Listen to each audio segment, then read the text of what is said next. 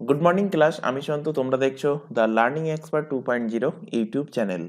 তোমাদের জুলাই থেকে ডিসেম্বর পর্যন্ত যে কারেন্ট অ্যাফেয়ার্সের মান্থলি ওয়াইজ কারেন্ট অ্যাফেয়ার্সের সিরিজ চলছে, তার আজকে জুলাই মাসের পার্ট 3 ক্লাস। অর্থাৎ জুলাই মাসের এর আগে কিন্তু অলরেডি দুটো পার্টে ক্লাস নেওয়া হয়ে গেছে, সেগুলো যদি না দেখে থাকো অবশ্যই দেখে নেবে।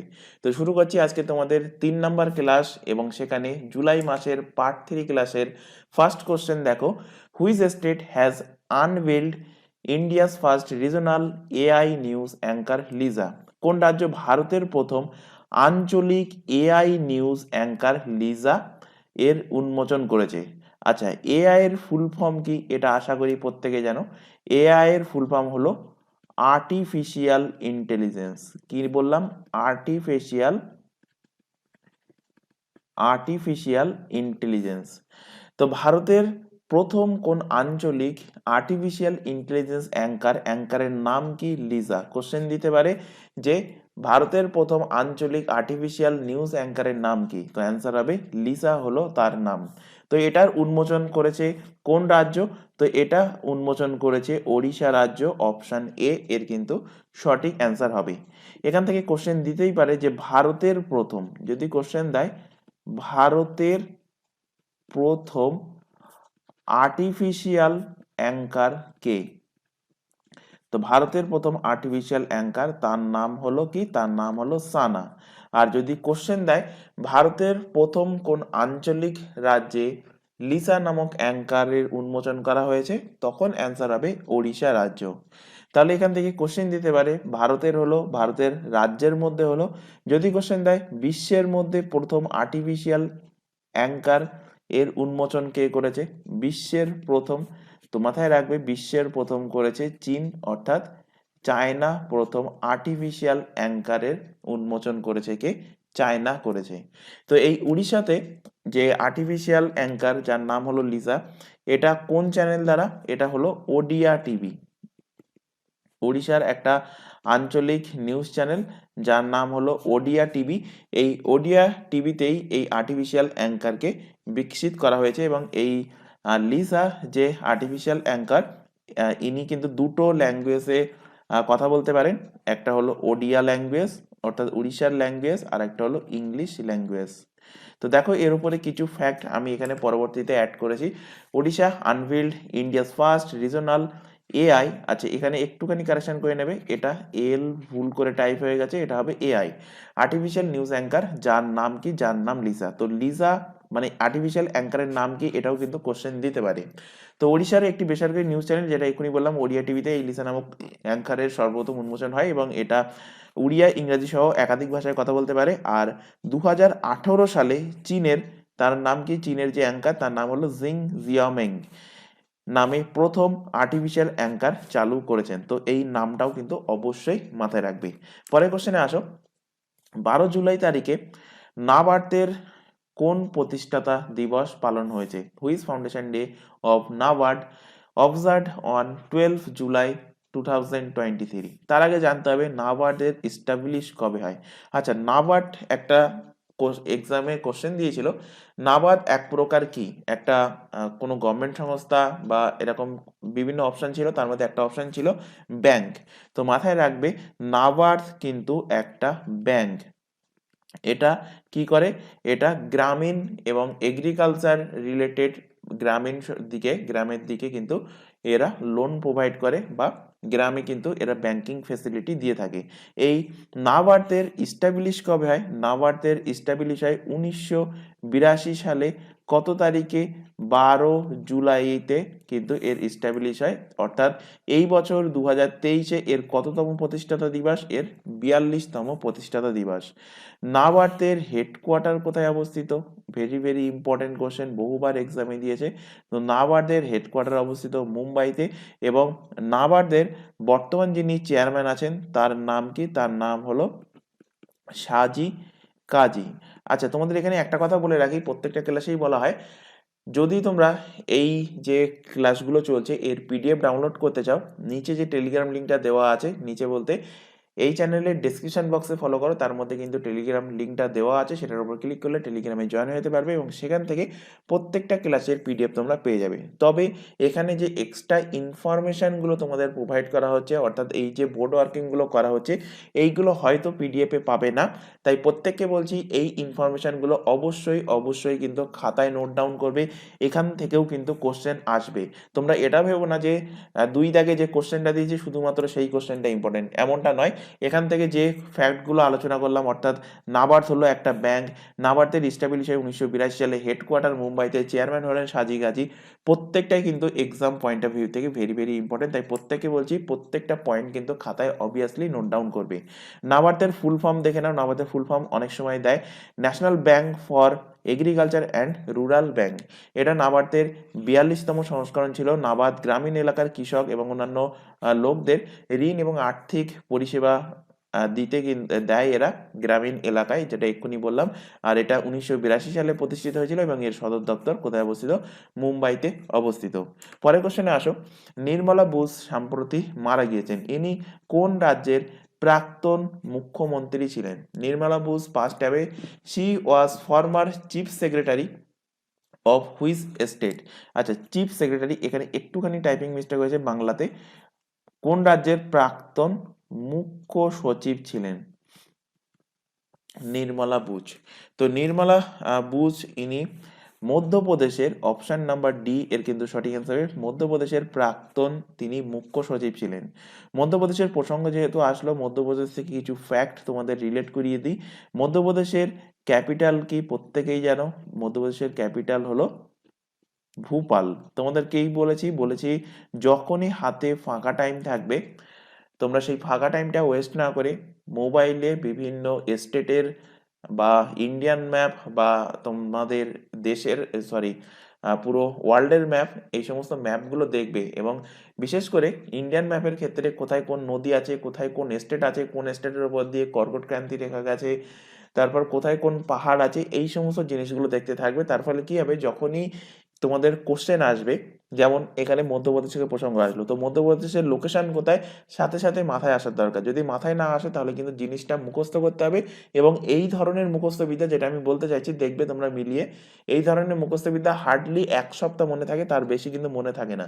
কিন্তু তোমরা যদি ম্যাপের সাথে রিলেট করে পড়ো, যেমন এখানে বললাম নির্মলা বুচ ইনি মধ্যপ্রদেশের মুখ্য সচিব ছিলেন, তো মধ্যপ্রদেশের ম্যাপ যদি সাথে সাথে মাথায় চলে আসে তাহলে এই যে জিনিসটা, এটা কিন্তু অনেক দিন মাথায় থাকে। তো যাই হোক, যারা রেগুলার বেসিসে ম্যাপগুলো ফলো করো তাদের কিন্তু অনেকটাই হেল্প হবে।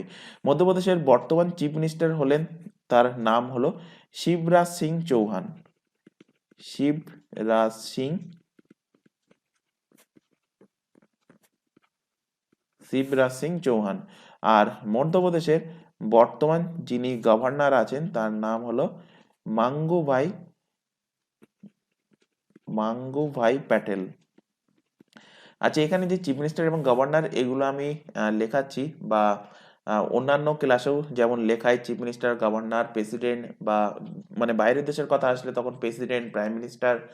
তো এইগুলো যদি চেঞ্জ হয়, মানে যখন তোমরা ক্লাসটা দেখছো, সাপোজ ধরো এই ক্লাসটা তোমাদের আজকে জানুয়ারি মাসে তোমাদের রেকর্ড করা হচ্ছে, ক্লাসটা করানো হচ্ছে, তো এই ক্লাসে যদি তোমরা 1 মাস 2 মাস পরে দেখো, তখন যদি চেঞ্জ হয়ে যায় তাহলে অবভিয়াসলি গুগল দেখে একটু আপডেট করে নেবে, কারণ যদি চেঞ্জ হয় সেটা কিন্তু অবশ্যই একটুখানি তোমরা কারেকশন করে নেবে। মধ্যপ্রদেশের প্রসঙ্গ যেহেতু আসলো, মধ্যপ্রদেশ থেকে কিছু ন্যাশনাল পার্ক রিলেট করিয়ে দিই। মধ্যপ্রদেশের ন্যাশনাল পার্ক হলো একটা কানহা ন্যাশনাল পার্ক, কুনো national park, Pench national park, এগুলো কিন্তু হলো মধ্যপ্রদেশের ন্যাশনাল পার্ক। চলে আসো পরের কোশ্চেন। আচ্ছা, এখানে এর উপরে কিছু ফ্যাক্ট লেখা আছে। Nirmala Buch passed away, former তিনি চিফ সেক্রেটারি ছিলেন। 1991 থেকে 1993 সাল পর্যন্ত মধ্যপ্রদেশের প্রথম মহিলা মুখ্য সচিব ছিলেন। যেহেতু প্রথম মহিলা মুখ্য সচিব ছিলেন, সেই কারণে কিন্তু এক্সাম পয়েন্ট অফ ভিউ থেকে ভেরি ইম্পর্টেন্ট, এবং ইনি 1960 ব্যাচের অবসরপ্রাপ্ত একজন আইএএস অফিসার ছিলেন। পরের কোশ্চেনে আসো। আচ্ছা, এখানে তোমাদের একটা ছোট ইনফরমেশন দেওয়ার আছে, যারা রেগুলার বেসিসে ক্লাস করো তারা এই পোর্শনটা একটুখানি স্কিপ করে যেতে পারো।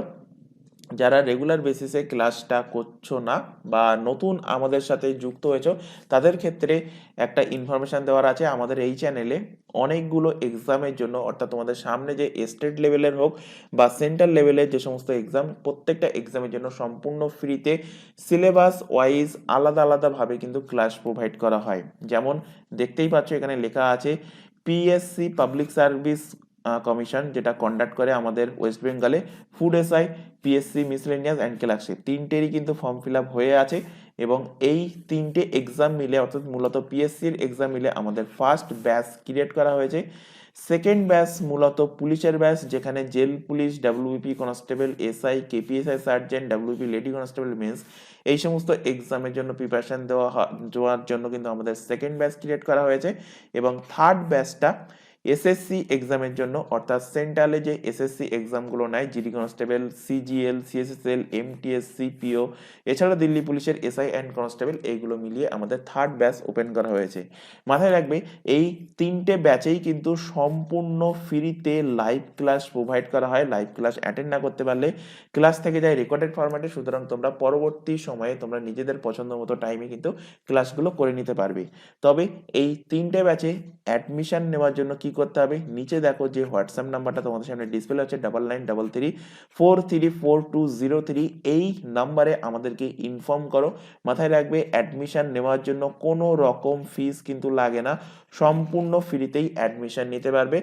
অ্যাডমিশন নেওয়ার জন্য তোমাদের জাস্ট এই হোয়াটসঅ্যাপ নাম্বারে আমাদেরকে ইনফর্ম করতে হবে, তাহলে তোমাদেরকে সেখান থেকে নির্দিষ্ট ব্যাচে অ্যাড করিয়ে নেওয়া হবে এবং সেখান থেকে গাইড করা হবে যে কিভাবে ক্লাসগুলো করবে। আরও একটা ইনফরমেশন দেওয়ার আছে, তোমরা এখন যে ইউটিউব চ্যানেলটাতে ক্লাসটা করছো, চ্যানেলের নাম হলো দ্য লার্নিং এক্সপার্ট 2.0। এই চ্যানেলেই কিন্তু তোমাদের রেগুলার বেসিস এবং প্রত্যেকটা এক্সামের জন্য আলাদা আলাদা বা ফাউন্ডেশন ব্যাচ হিসাবে জিকে জিএস এর ক্লাস চলছে, যেখানে তোমাদের হিস্ট্রি, জিওগ্রাফি, যারা কম্পিটিটিভ এক্সামের সাথে যুক্ত বা এক দুটো এক্সাম দিয়েছো তারা জানো, জিকে জিএস এর মধ্যে হিস্ট্রি, জিওগ্রাফি, ইকোনমিক্স, পলিটি, সায়েন্সের তিনটে সাবজেক্ট, স্ট্যাটিক, জিকে জিএস এগুলো চলে আসে। এছাড়া কারেন্ট অ্যাফেয়ার্সের ক্লাস তো চলছেই, এছাড়া রিজনিং এবং ইংলিশ, এই ক্লাসগুলো সম্পূর্ণ ফ্রিতে সিলেবাস ওয়াইজ করতে পারবে এই চ্যানেল থেকে। আর ম্যাথের ক্লাস করার জন্য আমাদের আরও আর একটা চ্যানেল ক্রিয়েট করা হয়েছে, এটাও কিন্তু আমাদের চ্যানেলের নামটা দেখে নাও, ম্যাথস বাই সন্তু স্যার। এই চ্যানেলে অলরেডি ম্যাথের ক্লাস শুরু হয়ে গেছে প্রত্যেকটা এক্সাম ওয়াইজ।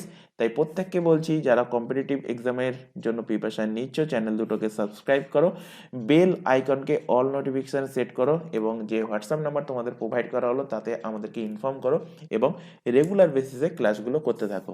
পরের কোশ্চেনে আসো, প্রতি বছর মালালা দিবস কবে পালন করা হয়? When is Malala day observe every year? তো মালালা ডে এটা প্রত্যেক বছর 12 জুলাইতে পালন করা হয়। কেন পালন করা হয়? মালালা নাম থেকে আশা করি তোমাদের মাথায় আইডিয়া আসা উচিত যে বিশ্বের মধ্যে সব থেকে কনিষ্ঠতম, কনিষ্ঠতমকে ইংলিশে কি বলা হয়? সব থেকে youngest, youngest Nobel prize winner তিনি কে? তিনি কিন্তু মাত্র 17 বছর বয়সে পেয়েছেন। এবং কত সালে তিনি এই পুরস্কারটা পেয়েছিলেন? ইনি পুরস্কারটা পেয়েছিলেন 2014 সালে কিন্তু ইনি পুরস্কারটা পেয়েছিলেন। এবং এনার নাম কি? এনার নাম হলো মালালা ইউসুফজাই।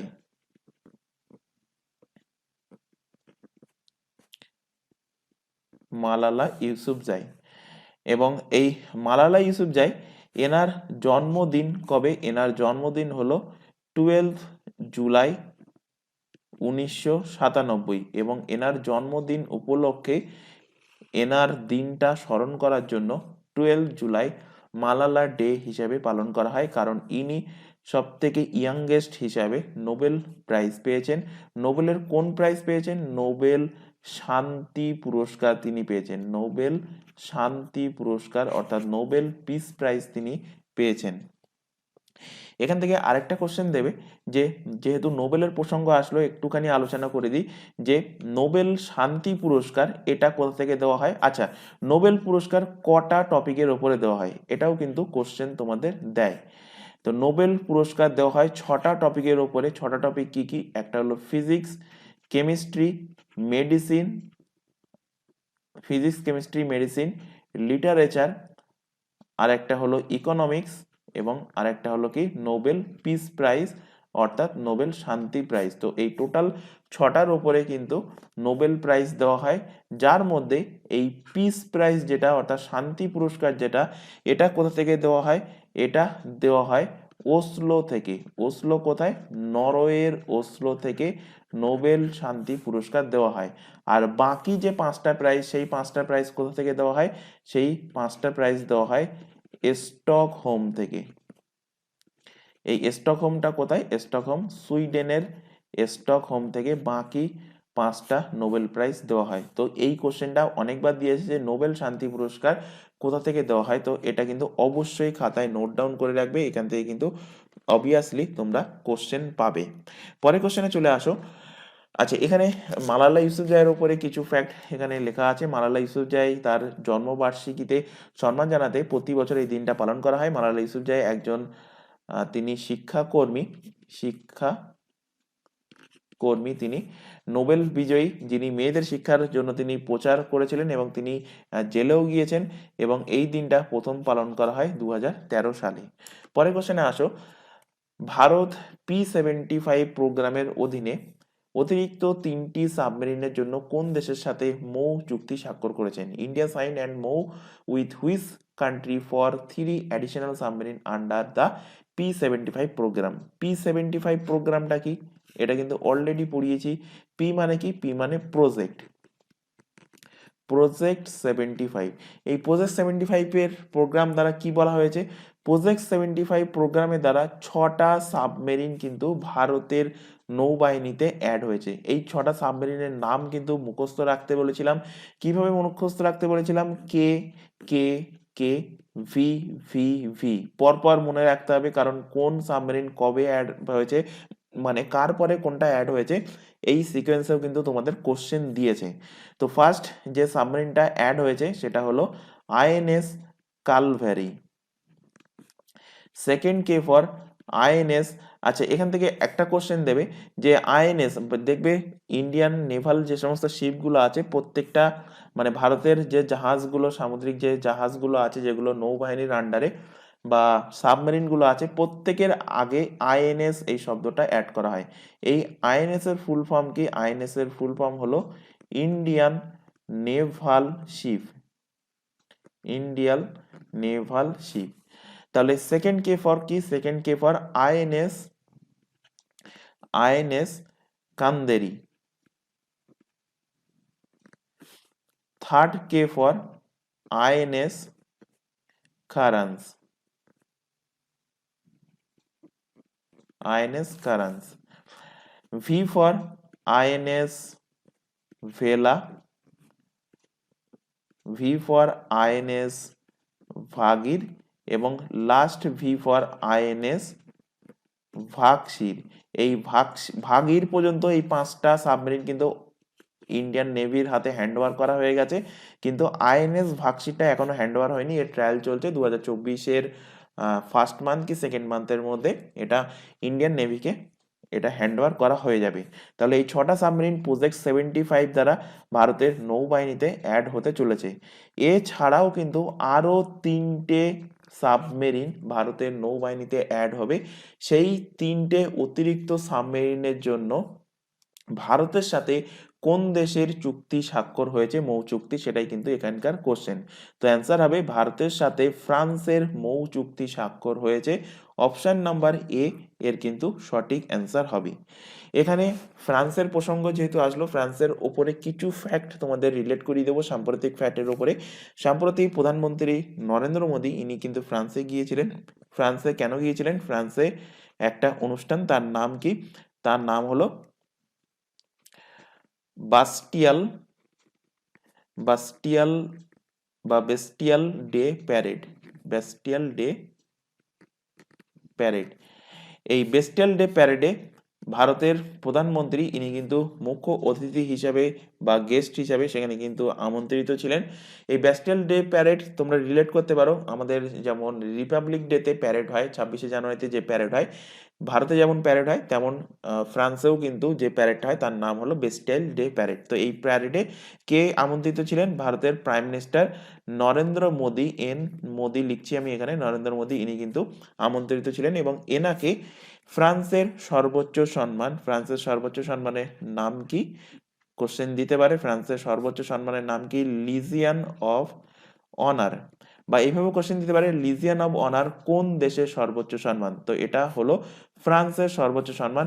এই সম্মানে প্রধানমন্ত্রী নরেন্দ্র মোদীকে সম্মানিত করা হয়েছে। এছাড়া এখান থেকে আরো আরেকটা ফ্যাক্ট মাথায় রাখবে, এই যে লিজিয়ান অফ অনার, এই সম্মানে ভারতের এর আগে আরেকজন প্রধানমন্ত্রীকে সম্মানিত করা হয়েছিল, তার নাম হলো ডক্টর মনমোহন সিং। ডক্টর মনমোহন সিংকে কিন্তু সম্মানিত করা হয়েছিল এবং এনাকেও বেস্টাইল ডে প্যারেডে অতিথি হিসাবে কিন্তু আগেও ডাকা হয়েছিল।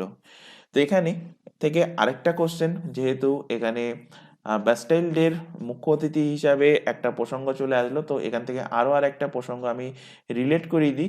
এখান থেকে কোশ্চেন দেবে যে 2023-এ কে মুখ্য অতিথি হিসাবে 26 জানুয়ারির প্যারেডে বা রিপাবলিক ডে এর প্যারেডে মুখ্য অতিথি হিসেবে কোন দেশের প্রেসিডেন্ট প্রেজেন্ট ছিলেন? তো মাথায় রাখবে, প্রেজেন্ট ছিলেন মিশরের প্রেসিডেন্ট। মিশর অর্থাৎ ইংলিশে একে কি বলা হয়? ইজিপ্টের প্রেসিডেন্ট। তো এনার নাম কি? এনার নামটা অবভিয়াসলি মাথায় রাখবে, এনার নাম হলো আবদাল ফাতাহা আল সিসি। যদিও কোশ্চেনটা প্রায় 1 বছর পুরনো, তো এখান থেকে কারেন্ট ফ্যাক্টের উপরে রিলেট করে আরেকটা কোশ্চেন করিয়ে দিচ্ছি। যেহেতু 2024-এর 26শে জানুয়ারি সামনে আসতে চলেছে, তো 2024-এর 26শে জানুয়ারি এটা কততম 26শে জানুয়ারি বা কততম রিপাবলিক ডে পালন হবে? 75তম রিপাবলিক ডে এটা পালন হবে। এবং এই 75তম রিপাবলিক ডেতে মুখ্য অতিথি হিসাবে কাকে আমন্ত্রণ করা হয়েছে? তো মাথায় রাখবে, ফ্রান্সের প্রেসিডেন্টকে আমন্ত্রণ করা হয়েছে। ফ্রান্সের প্রেসিডেন্টের নামটাও মাথায় রাখবে, এনার নাম হলো ইমানুয়েল ম্যাক্রন। তাহলে এখান থেকে অনেকগুলো কোশ্চেন করানো হলো, প্রত্যেকটা কোশ্চেন কিন্তু অবভিয়াসলি খাতায় তোমরা নোট ডাউন করবে। চলে আসো, আচ্ছা এখানে কিছু ফ্যাক্ট দেখো রিলেট করা আছে। বেস্টাইল যে ডে, সেই বেস্টাইল ডে প্যারেডে ভারতের প্রধানমন্ত্রীকে অতিথি হিসাবে উপস্থিত ছিলেন, এক্ষুনি আলোচনা করলাম, এবং তাকে লিজিয়ান অব অনার সম্মানে সম্মানিত করা হয়েছে এবং ভারতের P-75 প্রোগ্রামের অধীনে অতিরিক্ত সাবমেরিনের জন্য ফ্রান্সের সাথে একটা সমঝোতা স্মারক স্বাক্ষর হয়েছে।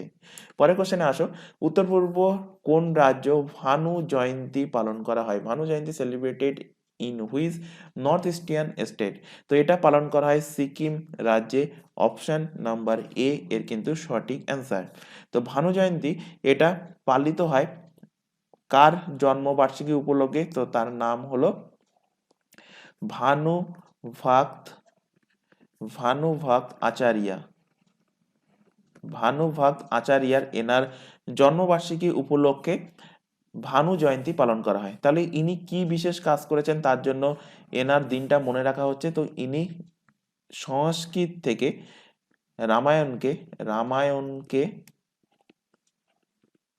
রামায়ণকে সংস্কৃত টু নেপালিতে ট্রান্সলেট করেছেন। সংস্কৃত টু নেপালি ল্যাঙ্গুয়েজে ট্রান্সলেট করেছেন কে? ভানুভক্ত আচারিয়া। এই জন্য এনার জন্ম উপলক্ষে, এনার জন্ম হয় কত তারিখ? 13 জুলাই। তো 13 জুলাইতে ভানু জয়ন্তী দিবস পালন করা হয় এবং এই ভানুভক্ত আচারিয়া এনাকে আদি কবি বা ফার্স্ট পোয়েট অফ নেপাল বলে আখ্যা দেওয়া হয়েছে। তো এর উপরও দেখো কিছু ফ্যাক্ট এখানে দেখো লেখা আছে, এই বছর 209তম ভানু জয়ন্তী বিখ্যাত নেপালি সাহিত্যিক ভানু ভক্ত আচার্যের স্মরণে পালিত হয়। তিনি আদিকবি বা নেপালি ভাষার প্রথম কবি হিসাবে পরিচিত। ইনি রামায়ণকে সংস্কৃত থেকে নেপালিতে অনুবাদ করেছেন। পরের কোশ্চেনে আসো, কোন রাজ্য রপ্তানিতে উপকূলীয় রাজ্যের ক্যাটাগরিতে এক্সপোর্ট প্রিপেয়ারনেস ইন্ডেক্স 2022 তে শীর্ষে অবস্থান করছে? Which state top the category of coastal state? মাথায় রাখবে এখানে ভালোভাবে কোশ্চেনটা, যে এখানে বলা হয়েছে কিন্তু কোস্টাল স্টেট হিসাবে ইন দ্য এক্সপোর্ট প্রিপেয়ারনেস ইন্ডেক্সে কোন রাজ্য টপে আছে? তো টপে আছে কে? টপে আছে কোস্টাল স্টেট হিসাবে তামিলনাড়ু। অপশন নাম্বার বি এর কিন্তু সঠিক অ্যান্সার হবে। এই যে ইন্ডেক্সটা এক্সপোর্ট প্রিপেয়ার ইন্ডেক্স, এই ইন্ডেক্সটা জারি করে কে? এটা জারি করে বাই নীতি আয়োগ। নীতি আয়োগের দ্বারা এটা কিন্তু জারি করা হয়। আচ্ছা, নীতি আয়োগের প্রসঙ্গ যেহেতু আসলো, আচ্ছা এই যে preparedness index, export preparedness index, এটা 2023-এ কিন্তু এটা জারি করা হয়েছে, কিন্তু 2024-এর রিপোর্ট জারি করা হয়েছে। যেমন 2024-এ যদি জারি করা হয়, সেটা 2023-এর যে রিপোর্ট সেটা কিন্তু 2024-এ জারি করা হবে। তো এটা নিয়ে কনফিউশন হলে হবে না। তো 2023-এ যে রিপোর্টটা জারি করা হয়েছে সেটা কততম এডিশন? সেটা 3rd এডিশন ছিল। তাহলে ফার্স্ট এডিশন কবে জারি করা হয়েছিল? ফার্স্ট এডিশন জারি করা হয়েছিল 2020 সালে। নীতি আয়োগের প্রসঙ্গ যেহেতু এখানে এসছে, নীতি আয়োগ থেকে কিছু ফ্যাক্ট এখানে তোমাদের রিলেট করিয়ে দেবো। নীতি আয়োগের ইস্টাবলিশ কবে হয়? ইস্টাবলিশকে আমি শর্টে লিখলাম ইএসটিডি। তো ইস্টাবলিশ হয় কত সালে? বহুবার এক্সামে কোশ্চেন দিয়েছে, 2015 সালে এর ইস্টাবলিশ হয়। নীতি আয়োগের চেয়ারম্যান কে? এই কোশ্চেনটা বহুবার এক্সামে দিয়েছে। নীতি আয়োগের চেয়ারম্যান তৎকালীন যে প্রাইম মিনিস্টার থাকবে তিনি কিন্তু নীতি আয়োগের চেয়ারম্যান। অর্থাৎ এখন প্রাইম মিনিস্টারকে, অর্থাৎ 2014 থেকেই আমাদের ভারতের এখনো পর্যন্ত প্রাইম মিনিস্টার আছেন নরেন্দ্র মোদী। তো সেই হিসাবে নীতি আয়োগের চেয়ারম্যান হলেন নরেন্দ্র মোদী। এন মোদী লিখলাম শর্ট ফর্মে, তোমরা ফুল ফর্মে লিখে রাখবে। এখান থেকে কোশ্চেন দেবে, নীতি আয়োগের ভাইস চেয়ারম্যানের নাম কি? Very very important question. নীতি আয়োগের ভাইস চেয়ারম্যান হলেন সুমান বেরি। সুমান বেরি। আর এখান থেকে কোশ্চেন দেবে যে নীতি আয়োগের বর্তমান সিইও পদে কিন্তু নতুন নিযুক্ত হয়েছে, তার নাম কি? তার নাম হলো BVR Subramaniam.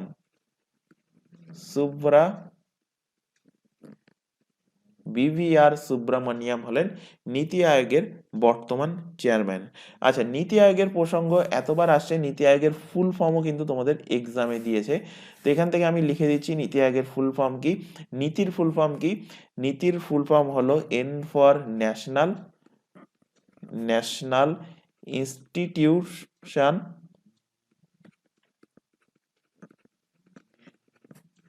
For transforming India, for transforming India হলো নীতি আয়োগের ফুল ফর্ম। ফুল ফর্মটা কিন্তু অবভিয়াসলি মাথায় রাখবে। এর উপরে দেখো কিছু ফ্যাক্ট তোমাদের রিলেট করা আছে, এক্ষুনি বললাম যে কোস্টাল স্টেট হিসেবে টপ র্যাঙ্কে কে আছে? কোস্টাল স্টেট টপ র্যাঙ্কে আছে তামিলনাড়ু। কিন্তু তোমাদের এইভাবেও কোশ্চেন দিতে পারে যে হিমালয়ান স্টেট হিসেবে টপ র্যাঙ্কে কে আছে? তো হিমালয়ান স্টেট হিসেবে টপ র্যাঙ্কে আছে উত্তরাখণ্ড। ল্যান্ডলক স্টেট হিসেবে টপ র্যাঙ্কে আছে হরিয়ানা, অর্থাৎ সমতল ল্যান্ডলক স্টেট হিসেবে সমতলের মধ্যে টপ র্যাঙ্কে আছে হরিয়ানা। ইউটিস বা ছোটোখাটো যে সমস্ত রাজ্যগুলো আছে সেগুলোর মধ্যে টপে আছে কে? গোয়া। আর সবার মধ্যে মানে ভারতের যে 28টা রাজ্য এবং 8টা ইউটি, এটা কিন্তু অনেকে জানে না। যারা জানো না খাতায় কিন্তু অবভিয়াসলি নোট ডাউন করে রাখবে বর্তমান ভারতে কটা রাজ্য এবং কটা ইউটি। তো ভারতে এখন বর্তমান 28টা রাজ্য এবং 8টা ইউটি আছে। তো এই টোটাল 28 এবং 8 36টার মধ্যে সবার শেষে আছে কে? সবার শেষে আছে লাক্ষাদ্বীপ। তো এইগুলোও কিন্তু তোমাদের কোশ্চেনে আসতে পারে। তাই একসাথে কিন্তু এখান থেকে কটা কোশ্চেন কভার হয়ে গেল? একটা কোস্টাল, সেকেন্ড হলো হিমালয়, থার্ড, ফোর্থ, ফিফথ, 5টা কোশ্চেন একটার মধ্যে কিন্তু কভার হয়ে গেল এই এক্সপোর্ট প্রিপেয়ারনেস ইন্ডেক্স 2023-র ওপরে। এটা তৃতীয় সংস্করণ ছিল, নীতি আয়োগ দ্বারা প্রকাশিত করে। নীতি আয়োগের ভাইস চেয়ারম্যান সুমান বেরি, এক্ষুনি তোমাদের আলোচনা করেছি। পরের কোশ্চেনে আসো, কোন রাজ্য বোনালু উৎসব পালিত হয় কোন রাজ্যে বোনালু উৎসব পালিত হয়? Which state celebrate the annual Bonalu festival? Very very important একটা কোশ্চেন বলবো। তোমরা রেলের গ্রুপ ডি এবং এনটিপিসির যে রিসেন্ট এক্সামটা হয়ে গেল, অর্থাৎ 2023-এ এবং 22-এ যে এক্সামগুলো হয়ে গেল, এগুলো যদি দেখে থাকো, এখানে কিন্তু এই বোনালু উৎসব বহুবার রেলের এক্সামে রিপিট হয়েছে। এবং মাথায় রাখবে, এই যে বোনালু উৎসবটা কোন রাজ্যের উৎসব? বোনালু উৎসব হলো তেলেঙ্গানার উৎসব। অপশন নাম্বার এ এর কিন্তু সঠিক অ্যান্সার হবে। পরের কোশ্চেনে আসো। আচ্ছা, এখানে এর উপরে কিছু ফ্যাক্ট লেখা আছে। বোনালু উৎসব মূলত আষাঢ় মাসে অর্থাৎ জুলাই আগস্ট মাসে ইংরেজিতে পালিত হয়। এটা প্রধানত পালিত হয় যমজ শহর হায়দ্রাবাদ এবং সেকেন্দ্রাবাদ এবং তেলেঙ্গানার কিছু অংশে। এই উৎসবে দেবী মহাকালীকে উৎসর্গ করা হয়, অর্থাৎ এই বোনালু উৎসব ফেস্টিভ্যালটা কোন দেবীর জন্য উৎসর্গ হয়? সেটা হলো মহাকালী, অর্থাৎ মা কালী, আমরা যেটা বলি লোকাল ল্যাঙ্গুয়েজে মা কালীকে উৎসর্গ করা হয়। পরের কোশ্চেন আসো। 2023-এর জুলাই মাসে ভারতের সাথে যৌথ সামরিক মহড়া যার নাম নোমাডিক এলিফ্যান্ট 2023 এর পরিচালনা করেছে কোন দেশ? তো 2023-এ ভারতের সাথে নোমাডিক এলিফ্যান্ট 2023 এটা পরিচালনা কে করেছে? পরিচালনা করেছে মঙ্গোলিয়া। কারণ তার আগে জানতে হবে এই যে নোমাডিক এলিফ্যান্ট 2023 এই যে এক্সারসাইজটা, এটা কাদের কাদের মধ্যে হয়? তো এটা হয় ইন্ডিয়া এবং মঙ্গোলিয়ার মধ্যে। তো এক বছর হয়, সাপোজ ধরো 2023-এ হলো কোথায়? 2023-এ হয়েছে মঙ্গোলিয়াতে। তো তার আগের বছর 2022-এ কোথায় হয়েছে? 22-এ হয়েছে ইন্ডিয়াতে। অর্থাৎ এক বছর ইন্ডিয়াতে, এক বছর মঙ্গোলিয়াতে, এইভাবে হয়। তো কোশ্চেন এইভাবেও কিন্তু দিতে পারে যে 2022-এ কোথায় হয়েছিল, এটাও কিন্তু জানতে চাইতে পারে। তো 2022-এ হয়েছিল বাকলো, হিমাচল প্রদেশ। বাকলো হিমাচল প্রদেশে এটা হয়েছিল। এবং এটা কততম এডিশন ছিল? ছিল 14তম এডিশন। আর 2023-এরটা তো কততম? 15তম এডিশন ছিল। এরপরেও দেখো কিছু ফ্যাক্ট এখানে লেখা আছে। মঙ্গোলিয়ার উলান বাটারে যৌথ সামরিক মহড়া নোমাডিক এলিফ্যান্ট 2023 এর 15তম সংস্করণ হয়েছে। এবং নোমাডিক এলিফ্যান্ট এক্সারসাইজ হলো মঙ্গোলিয়া এবং ভারতের সাথে একটা বার্ষিক প্রশিক্ষণ ইভেন্ট, যেটি অল্টারনেটিভ ভাবে মঙ্গোলিয়া এবং ভারতের দ্বারা পরিচালিত হয়। পরের কোশ্চেন আসো। সর্বোচ্চ লাম্বানি আইটেমসের প্রদর্শনীর ফলে কোন কেন্দ্রীয় মন্ত্রক গিনিস ওয়ার্ল্ড রেকর্ড করেছে? Which union ministry made Guinness world record for organising largest number of Lambani items? তো এটা করেছে ministry of culture. Option number C এর কিন্তু সঠিক অ্যান্সার। এই যে লাম্বানি আইটেমসের যে রেকর্ডটা, এটার যে মিটিংটা, এটা third culture working group meeting এর দ্বারা কিন্তু এটা আয়োজিত হয়েছিল। এবং এটা জি টোয়েন্টি 2000 যে মিটিংটা এই বছর অর্থাৎ 2023-এ ভারতে আয়োজন হয়েছিল, এই জি-20 দ্বারাই কিন্তু এই কালচারাল ওয়ার্কিং গ্রুপ দ্বারা কিন্তু এই মিটিংটা আয়োজন করা হয়েছে, অর্থাৎ এই প্রদর্শনীটার আয়োজন করা হয়েছে। এর আয়োজন স্থল কোথায় ছিল? এই লাম্বানি আইটেমসের আয়োজন স্থল ছিল কর্ণাটক। কর্ণাটকের কোথায়? কর্ণাটকের হাম্পিতে। তো হাম্পি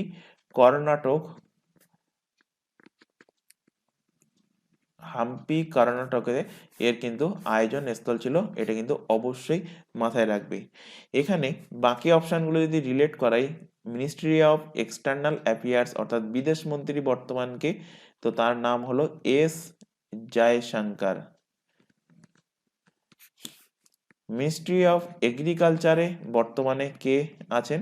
মিনিস্ট্রি অফ এগ্রিকালচারে আছেন নরেন্দ্র সিং তোমার। নরেন্দ্র সিং তোমার। আর মিনিস্ট্রি অফ কালচার আর মিনিস্ট্রি অফ ট্যুরিজম এই দুটোতেই একই জন আছেন, মানে একজনের হাতেই কিন্তু মিনিস্ট্রিটা দেওয়া আছে। তার নাম হলো জি কিষান রেড্ডি। জি কিষান রেড্ডি। পরের কোশ্চেনে আসো। আচ্ছা, এর উপরও কিছু ফ্যাক্ট দেখো এখানে ইনক্লুড করা আছে। Ministry culture achieve the Guinness world record for organising largest number of Lambani items. কর্ণাটকের হাম্পিতে অনুষ্ঠিত তৃতীয় কালচারাল ওয়ার্কিং গ্রুপের বৈঠকে মোট 1755টি আইটেম কিন্তু এটাতে প্রদর্শন করা হয়েছিল। লাম্বানি শিল্প, লাম্বানি এবং বাঞ্জারা এই দুটো সম্প্রদায়ের দ্বারাই কিন্তু এটা চর্চা করা হয়। পরের কোশ্চেনে আসো, প্রতি বছর বিশ্ব যুব দিবস, যুব দক্ষতা দিবস কবে পালন করা হয়? World youth skill day observe every year which day? তো ওয়ার্ল্ড ইউথ স্কিল ডে এটা প্রত্যেক বছর পালন করা হয় কত তারিখে? পালন করা হয় 15 জুলাই তারিখে। তো 15 জুলাই তারিখে এটাতে কিন্তু বিশ্ব যুব দক্ষতা দিবস পালন করা হয়। তো এর উপরে বেস করে কেন্দ্র সরকার একটা যোজনা লঞ্চ করেছে, তার নাম কি? তার নাম হলো প্রধানমন্ত্রী পিএম কৌশল প্রধানমন্ত্রী কৌশল বিকাশ যোজনা। এটাতেও কিন্তু যুবকদের, ইউথদের কিন্তু স্কিল শেখানো হয়, প্রশিক্ষণ দেওয়া হয় বিভিন্ন স্কিলের ওপরে। তারপর সেই স্কিলে তারা শিখে তার উপরে বেস করে তারা বিভিন্ন ধরনের গভর্নমেন্ট হোক বা নন গভর্নমেন্ট হোক সেই সমস্ত জব তারা পেয়ে যায়। তো এই পিএম কৌশল বিকাশ যোজনা এটা লঞ্চ হয়েছিল কত সালে? এটা লঞ্চ হয়েছিল 2015 সালে, অর্থাৎ 2015 সাল থেকে এর কিন্তু শুরু হয়। তো এই দিবসটা 2014 সালের নভেম্বরে ইউনাইটেড নেশন জেনারেল অ্যাসেম্বলির দ্বারা কিন্তু ঘোষণা করা হয়েছিল। কর্মসংস্থান এবং উদ্যোক্তার জন্য যুবকদের সঠিক দক্ষতা প্রদানের প্রয়োজনীয়তার উপর জোর দেওয়ার জন্য এই দিবসটা কিন্তু উদযাপন করা হয়। কবে উদযাপন করা হয়? 15 জুলাই তারিখে কিন্তু world youth skill data observe করা হয়। পরের কোশ্চেন, ওমেন চান্ডি সম্প্রতি জুন 2023-এ মারা গিয়েছেন। ইনি কোন রাজ্যের প্রাক্তন মুখ্যমন্ত্রী ছিলেন? Oman Chandy passed away recently in June 2023. He was the former chief minister of which state? তো ইনি ছিলেন কেরালার প্রাক্তন chief minister. Option number A এর কিন্তু সঠিক অ্যান্সার হবে। ইনি কেরালাতে দুইবার কিন্তু লাগাতার লাগাতার নয়, তিনি দুবার কিন্তু চিফ মিনিস্টার ছিলেন। কবে কবে ছিলেন না মনে রাখলেও হবে, কোনো দরকার নেই। এবং এটা মাথায় রাখবে যে ইনি কোন পার্টির হয়ে তিনি চিফ মিনিস্টার হয়েছিলেন? তো ইন্ডিয়ান ন্যাশনাল কংগ্রেস পার্টির হয়ে তিনি চিফ মিনিস্টার হয়েছিলেন। কেরালার প্রসঙ্গ যেহেতু আসলো, কেরালার ক্যাপিটাল কি? মনে রাখতে বলেছিলাম, তোমাদের বলেছিলাম এর আগের ক্লাসে যে সব থেকে অপশানের মধ্যে সব থেকে যদি ক্যাপিটাল জানতে চাই কেরালার ক্যাপিটাল কোনটা, তো অপশানের মধ্যে ইংলিশ ফরম্যাটে চলে যাবে এবং সেখানে দেখবে সব থেকে বড় নাম কি। তো সব থেকে বড় নাম থাকবে থিরুভানান্তপুরম। তো সেটাই হবে কিন্তু কেরালার ক্যাপিটাল। তাহলে কেরালার ক্যাপিটাল হলো তিরুভানান্তপুরম। কেরালার চিফ মিনিস্টার কে? কেরালার চিফ মিনিস্টার হলেন পিনারাই বিজয়ন। আর কেরালার বর্তমান গভর্নর কে? তার নাম হলো আরিফ মোহাম্মদ খান হলেন কেরালার বর্তমান গভর্নর। এর উপরে দেখো কিছু ফ্যাক্ট লেখা আছে। ওমান চান্ডি 2বার কেরালার মুখ্যমন্ত্রী হিসেবে দায়িত্ব পালন করেছিলেন এবং ইনি কেরালার চতুর্থ দীর্ঘতম মুখ্যমন্ত্রী ছিলেন। যাই হোক, এই দুটো নাম মনে রাখলেও হবে, তবে দুবার মুখ্যমন্ত্রী ছিলেন এই ফ্যাক্টটা মাথায় রাখবে। এবং ইনি ইন্ডিয়ান ন্যাশনাল কংগ্রেসের একজন সদস্য ছিলেন। পরের কোশ্চেনে চলে আসো, 2023 সালে অনুষ্ঠিত হওয়া উইম্বেলডন চ্যাম্পিয়নশিপে কততম সংস্করণ ছিল? Which edition of Wimbledon championship held in July 2023? তো এটা ছিল 136তম সংস্করণ। অপশন নাম্বার বি এর কিন্তু সঠিক অ্যান্সার হবে। আশা করি প্রত্যেকেই জানো যে টেনিসের যে 4টে গ্র্যান্ড স্লাম হয় কি কি? একটা হলো উইম্বলডন, একটা হলো ইউএস ওপেন, একটা হলো অস্ট্রেলিয়া ওপেন, আর একটা হলো ফ্রেঞ্চ ওপেন। তো এই 4টে ওপেনের মধ্যে সব থেকে পুরানো, সব থেকে ওল্ডেস্ট যে খেলাটা, যে গ্র্যান্ড স্ল্যামটা, সেটা কি? সেটা হলো উইম্বলডন ওপেন। তো এই উইম্বলডন এটা কিসের সাথে সম্পর্কিত? কোশ্চেন দিতে পারে টেনিস খেলার সাথে সম্পর্কিত। এক্ষুনি বললাম গ্র্যান্ড স্ল্যাম মানে টেনিস। তো এইখানে তোমাদের পরে একটা কোনো সেশনে আমি ক্লাসটা করিয়ে দেবো যে উইম্বলডন, ইউএস, অস্ট্রেলিয়া এবং ফ্রান্স এর মধ্যে মনে রাখতে হয় বিশেষ করে যে মেন্স সিঙ্গেলে কে জয়লাভ করেছে, ওমেন্স সিঙ্গেলে কে জয়লাভ করেছে এবং এদের ডুয়েটে কে জয়লাভ করেছে। তো ডুয়েটটা দেয় না, সব থেকে ইম্পর্টেন্ট যে দুটো থাকে সেটা থাকে মেন সিঙ্গেল বা ওমেন সিঙ্গেল। তো এই চারটে চারটে আটটা, এবং এগুলো কোন কোর্টে খেলা হয়, অর্থাৎ উইম্বলডন কোন কোর্টে, ইউএস ওপেন কোন কোর্টে, অস্ট্রেলিয়া ওপেন কোন কোর্টে খেলা হয়, এগুলো থেকেও কিন্তু তোমাদের কোশ্চেন আছে। এগুলো পরবর্তীতে আরেকটা সেশন নিয়ে সেখানে কিন্তু আমরা কভার করিয়ে দেবো। তো এই টেনিসের প্রসঙ্গ যেহেতু আসলো, টেনিসের যে ফেডারেশন তার হেডকোয়ার্টার কোথায় অবস্থিত? তার হেডকোয়ার্টার লন্ডনে অবস্থিত, লন্ডন ইউনাইটেড কিংডমে অবস্থিত। এখানে এই টেনিস এই ওপেন যেগুলো হয় গ্র্যান্ড স্ল্যাম, এর ফলে একটা প্রাইজ মানি দেওয়া হয়। প্রাইজ মানিটা কত দেওয়া হয়? 2.35 মিলিয়ন ইউরোস দেওয়া হয় প্রাইজ মানি। কোশ্চেন দিয়েছিল একটা এক্সামে, তাই আলোচনা করে দিলাম যে গ্র্যান্ড স্ল্যামের যে সমস্ত উইনাররা থাকেন তাদেরকে কত প্রাইজ মানি দেওয়া হয়। তো প্রাইজ মানি দেওয়া হয় 2.35 মিলিয়ন ইউরোস কিন্তু প্রাইজ মানি তাদেরকে প্রোভাইড করা হয়।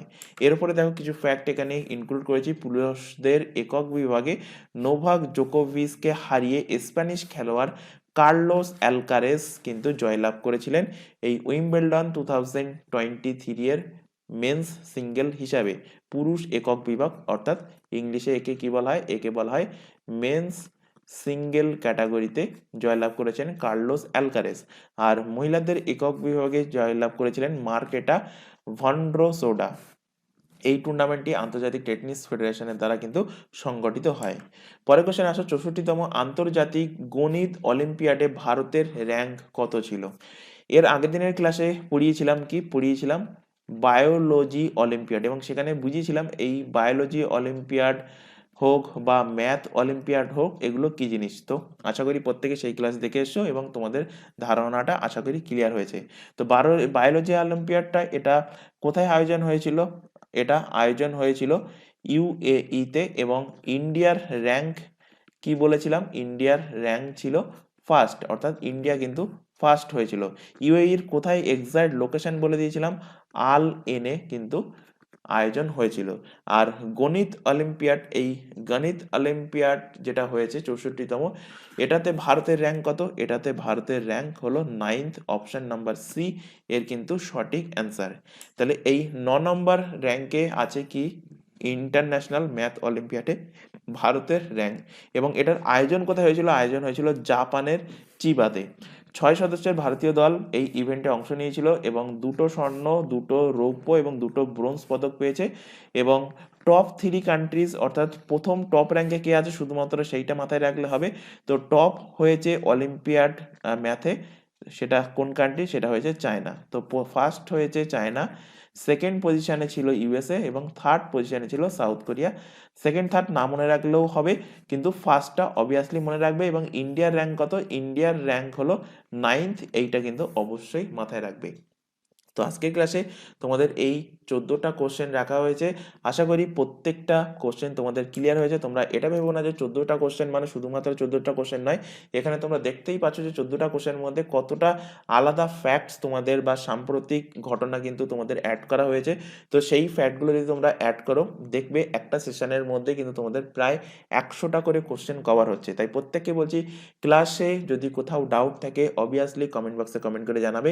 ক্লাস ভালো লাগলে ক্লাসটাকে লাইক করবে, তোমার বন্ধু বান্ধবের মধ্যে শেয়ার করবে যারা কম্পিটিটিভ এক্সামের জন্য প্রিপারেশন নিচ্ছে। তো আজকের ক্লাস আমরা এখানে শেষ করছি।